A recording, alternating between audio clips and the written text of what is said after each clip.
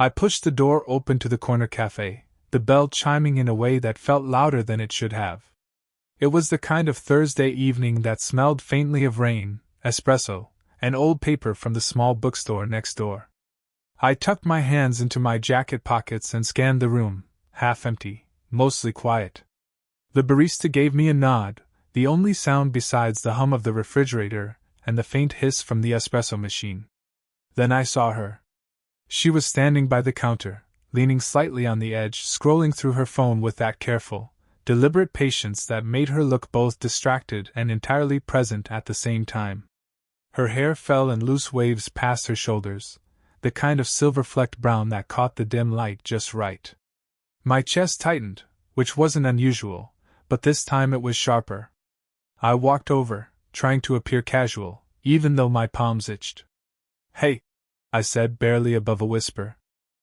She looked up, and for a moment, I thought the world had slowed. Her eyes met mine, and the brief hesitation, the half-smile that didn't quite reach her lips, made my stomach clench in a way I didn't bother to hide. "You came here just for me?" she asked, tilting her head, voice low and teasing, like she was trying to catch me out but wasn't really angry. I swallowed. The words were heavy in my mouth. "Wasn't that obvious?" I said, and I hated how casual it sounded. Not casual enough to mask the truth, not embarrassed enough to make it look like a joke. She raised an eyebrow and turned back to her phone, scrolling but not really seeing the screen. I took the moment to notice her fingers, long and delicate, brushing against the metal case. The way she shifted her weight just slightly, careful not to spill the coffee she hadn't yet picked up. Small movements, tiny signals, and I catalogued them all silently. I ordered my usual, black coffee, no sugar substitutes, no fuss. The barista repeated it with that half-smile that meant they already knew. I grabbed a napkin, folded it neatly, and watched her glance up again. She noticed, and her eyes flicked toward my hands for a heartbeat longer than necessary. We moved to the small window seat. I sat across from her, hands wrapped around the warmth of my cup, not quite meeting her gaze. The silence was easy between us, the kind that felt familiar even though I barely knew her. My mind wandered, unsent texts to friends I hadn't called, paused thoughts about things I should have said today, yesterday, last week. Loneliness wasn't loud. It was tucked into the edges of moments like these, in the small spaces between a laugh and a sigh. "I saw you the other day," she said finally. "At the bookstore. You didn't even say hi." I shrugged, trying to appear indifferent, but my fingers betrayed me, tapping a nervous rhythm against the ceramic cup. "I wasn't sure if you'd notice me," I said, and the words felt both too much and not enough. She smirked, and it was faint but real. "Guess I did," she said, and I didn't know whether to feel triumphant or foolish. The bell above the door rang again, someone leaving, and the cafe seemed a little quieter all of a sudden. She looked down at her phone, scrolling, and I noticed a text bubble linger on her screen, a message waiting to be sent. My stomach flipped. "You're really here, aren't you?" she asked softly, and her tone wasn't teasing anymore. I nodded, unsure what honesty even meant in this moment. And then she stood, slipping her phone into her bag with a careful fold of her hands. "See you tomorrow?" she said, almost casual, but my chest told me it was more than that. I didn't answer right away, just watched her walk away, leaving the hum of the espresso machine and the faint scent of rain behind. The text she hadn't sent yet, still blinking on the screen, felt heavier than it had any right to be. The next afternoon, the cafe smelled warmer, vanilla syrup and toasted bread mixing with the faint wetness of a lingering drizzle outside. I spotted her immediately, tucked in the same corner as yesterday, her bag slung casually over one shoulder, a paperback open in her hands. I slid into the seat across from her, careful not to make it obvious how much I'd scanned her posture before even speaking. "Hey," I said. My voice felt smaller than usual. "Hey," she replied, and for a moment we both looked at the table, pretending the world hadn't already collapsed into a quiet orbit around the other. I ordered a green tea, mostly to have something to do with my hands. She smiled faintly. You always take the safe choice, she said, flicking her eyes toward my cup. I like that about you. I felt a warmth that wasn't the tea. Safe doesn't mean boring, I said, letting the words slip softly. There was a pause, a stretch of silence that felt intentional. Then she tilted her head. I used to come here years ago, she said, voice almost like a memory whispering itself aloud. Before everything changed. Divorce, moving, too many people talking over me. This spot was quiet. Felt like I could just exist without everyone noticing. I nodded slowly, sensing the weight behind the words. I get that, I said. Sometimes it's easier to be quiet somewhere, even if you're not really alone. She gave a little laugh, dry and low. You sound older than you are. I shrugged. Maybe I'm just paying attention. The conversation paused again. Outside, the rain hit the window in uneven patterns. I noticed how she traced the rim of her cup with one finger, tapping lightly against the ceramic. Something in the gesture, subtle, deliberate, made my chest tighten. We lingered in quiet, not needing words, but I couldn't stop imagining scenarios, what it would feel like to reach across the table and brush her hand, what it might mean if she leaned closer while laughing at a joke. My mind, as always, ran ahead of my body. She glanced at me suddenly, eyes catching mine mid-thought. You're different from anyone I've met in a long time, she said, almost reluctantly. There was a hesitation, like she wanted to say more but held herself back. I shouldn't say that, really. Why not? I asked quietly. She shook her head. Life's complicated. I'm older. She paused, searching for the right word. You're young. Too much difference in the world outside this table. I swallowed, unsure how to respond. The truth was, I already knew the risks, but hearing her say it aloud made my chest ache in a new, tangible way. We fell silent again, the tea steaming between us.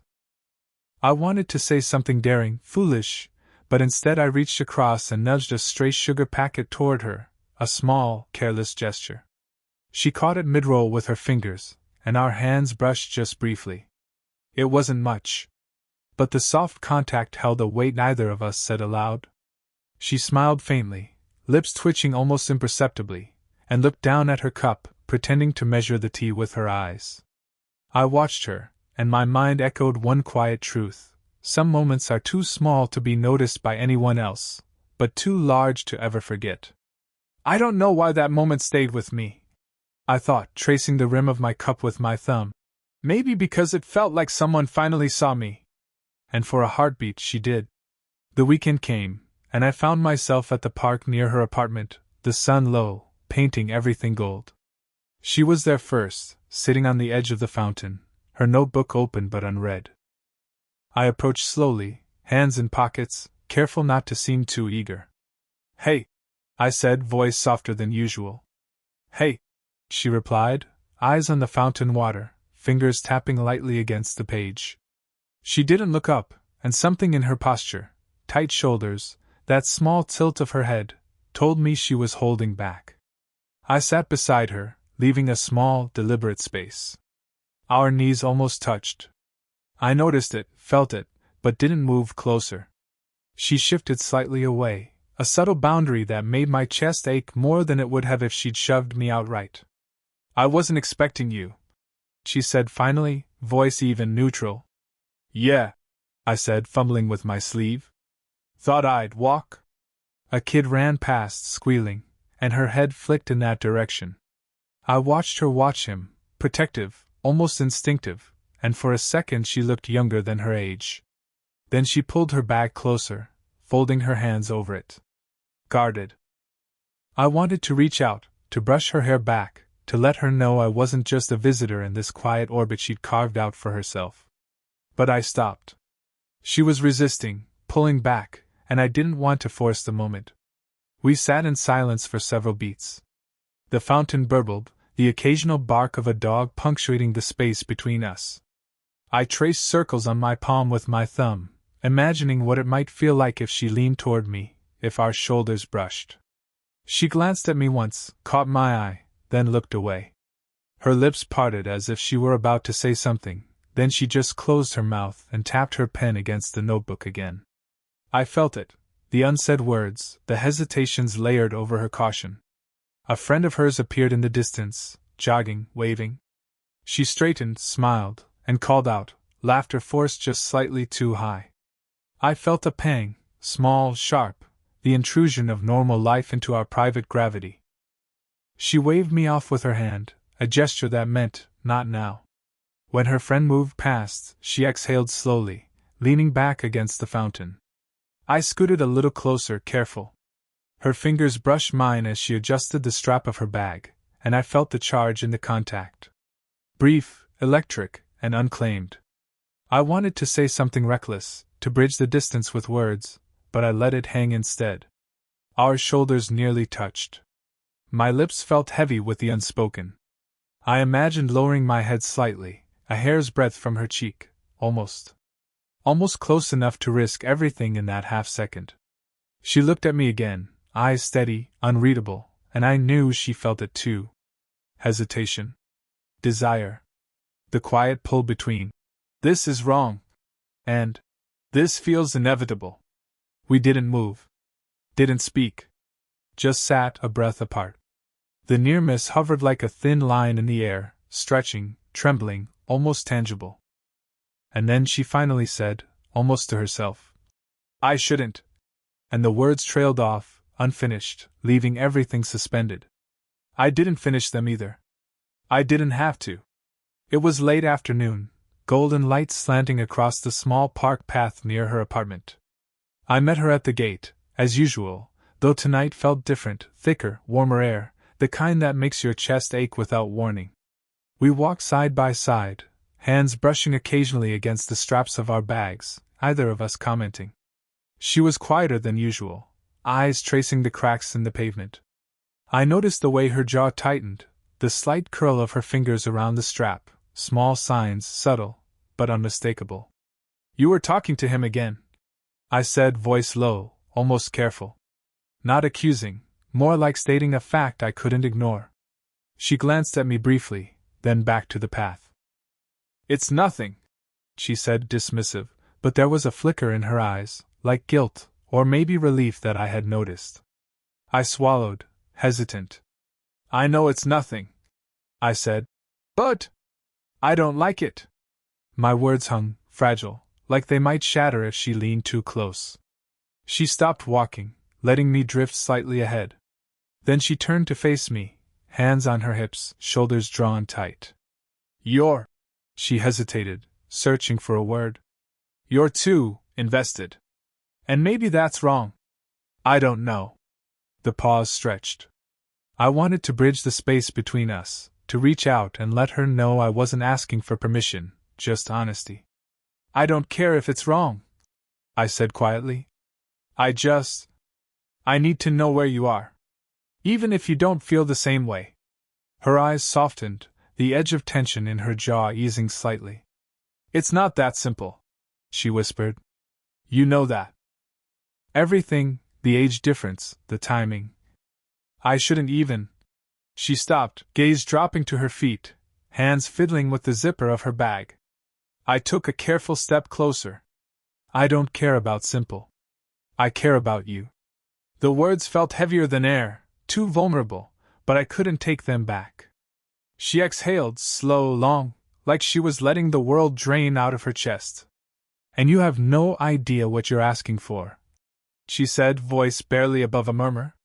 I've carried things I can't even say, not to anyone. And here you are, standing like you could." Her hand lifted, trembling slightly.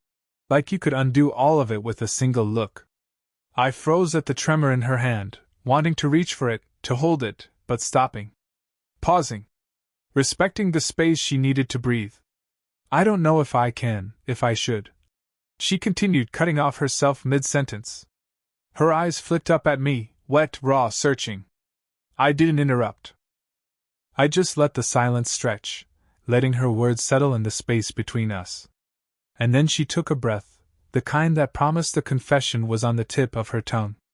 She looked at me with a softness I hadn't seen before, and for the first time, the world felt like it could tip, quietly, irreversibly. I leaned slightly closer, heart hammering. Waiting.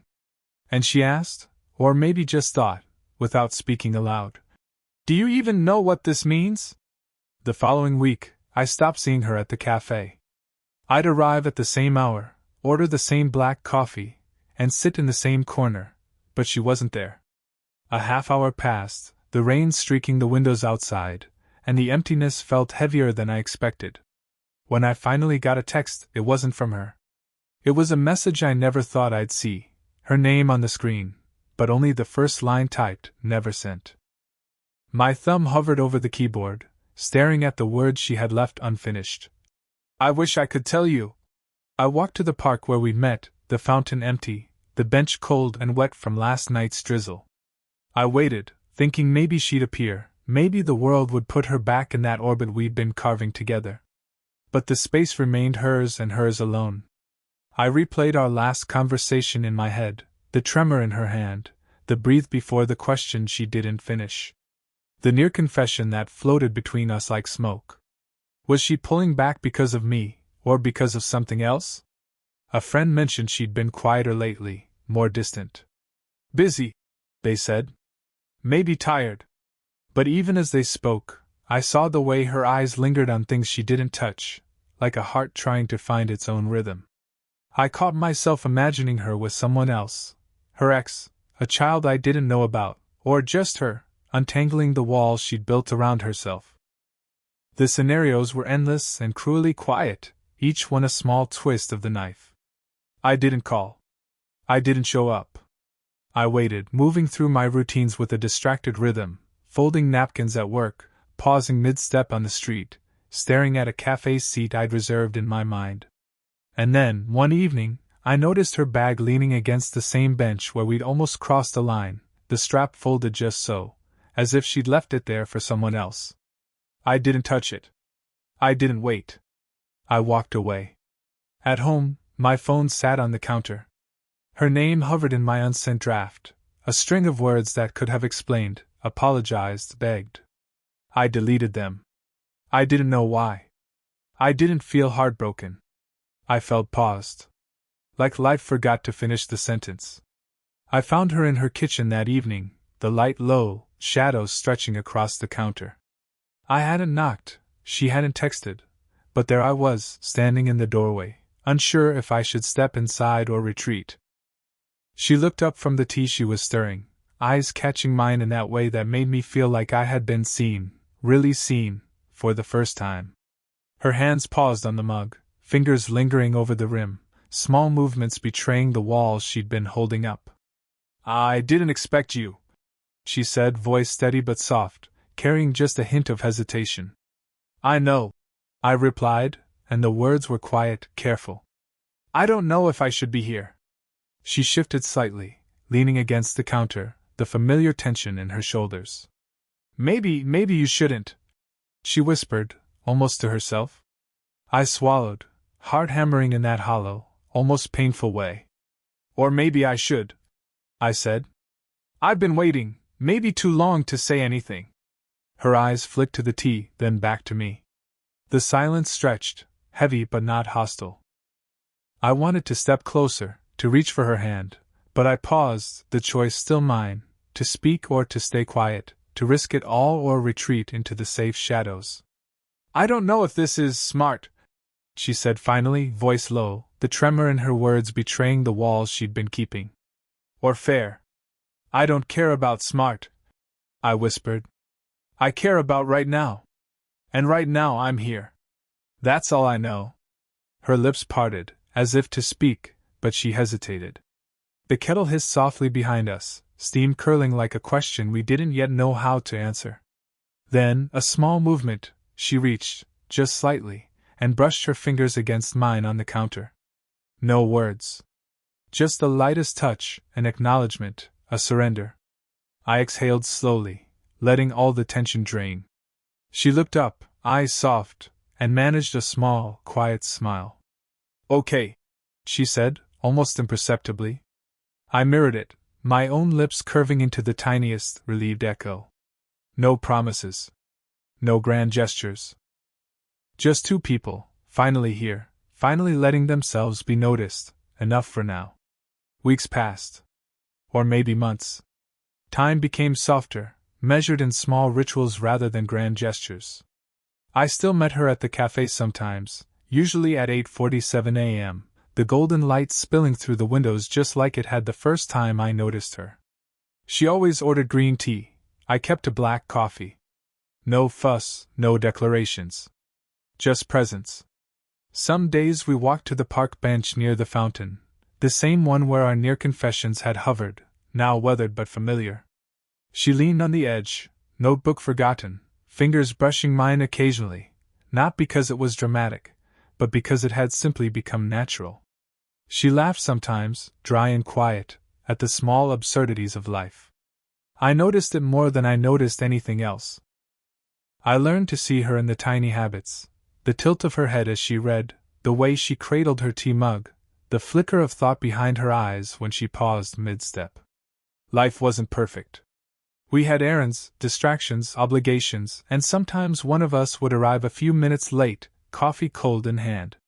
But the awkward silences weren't empty anymore. They were comfortable. They were ours. One rainy Thursday, I found myself holding the umbrella while she fumbled with the strap of her bag, her fingers brushing mine in the briefest, deliberate contact. No words passed. No promises. But the weight of it, the quiet acknowledgement, was enough. Later, at the cafe, I noticed the napkin I'd folded that first day, tucked into the corner of my notebook. She smiled when she saw it.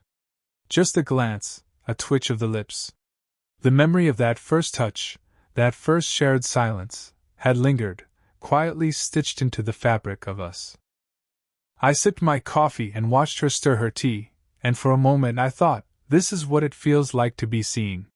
Fully, quietly, without theatrics. And she caught my eye, lifting hers just slightly, and in that glance, just one small, perfect gesture, I understood everything we had learned: patience, restraint, the ache of almost, and the reward of finally being present. I didn't need more than that. No confessions. No proclamations. Just the soft, earned peace of knowing we were here, together, in our imperfect, small, luminous life. Sometimes I still think of the fountain, the cafe, the bench, and the tea. And I smile, quietly, in a way only we would ever understand. 6.